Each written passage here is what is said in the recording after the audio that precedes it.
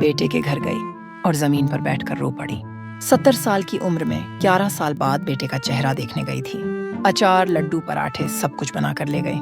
बस में बैठी, ऑटो पकड़ा, 5 घंटे का सफर किया। लेकिन उस सफर के अंत में जो सुना, दिल टूट गया।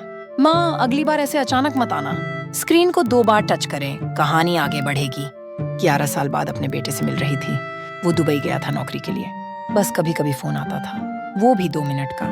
जब सुना कि बेटा वापस आ गया है इंडिया, मैंने हिम्मत करके पूछा, बेटा माँ आ जाए? बहुत देर बाद जवाब आया, ठीक है आ जाओ। मैंने अचार बनाया, लड्डू बनाए, पराठे बनाए, हलवा बनाया। जितना उठा सकती थी उतना ले गई।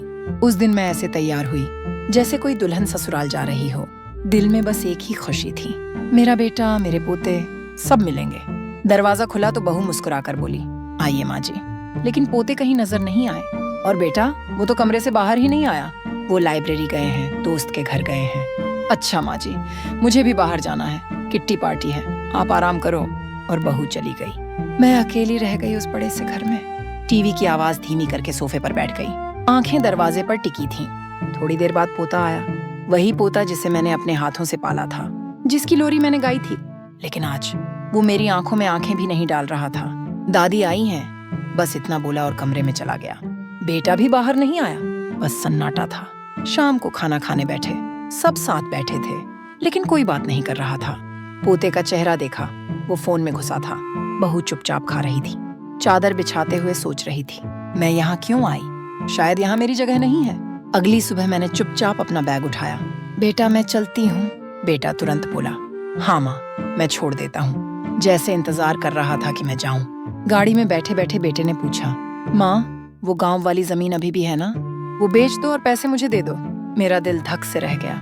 थोड़ी देर चुप रही, फिर बोली, अगर जमीन बेच दूं तो मैं भी यहीं आ जाऊं तुम्हारे पास? बेटा चुप हो गया, कोई जवाब नहीं। फिर उसने बहू की तरफ देखा। बहू ने इशारे से कुछ कहा। फिर बेटा बोला, माँ पहले जमीन दे दो, जब तबीयत खराब होगी तब देखेंगे। बस स्टैंड पर गाड़ी रुकी, मैं उतरने लगी। तभी बेटे ने कहा, माँ अगली बार ऐसे अचानक मत आना, सोने में दिक्कत होती है, हम लोग बिजी रहते हैं। मैं चुपचाप उतर गई, गाड़ी का दरवाजा बंद किया और वहीं खड़ी रह गई। माँ का प्यार हमेशा नीचे बहता है, बच्चों की तरफ, लेकिन वो प्यार कभी ऊपर नहीं चढ़ता, माँ की तरफ कभी नहीं आता। अब मैं वापस उसी जिंदगी में लौट जाऊंगी जैसे मेरा कोई बेटा था ही नहीं। अगर ये कहानी आपके दिल को छू गई तो लाइक जरूर करें और कमेंट में बताइए इस माँ को क्या करना चाहिए। सब्सक्राइब करें और बेल आइकन दबाएं। आपका एक लाइक इस माँ को हौसला देता है।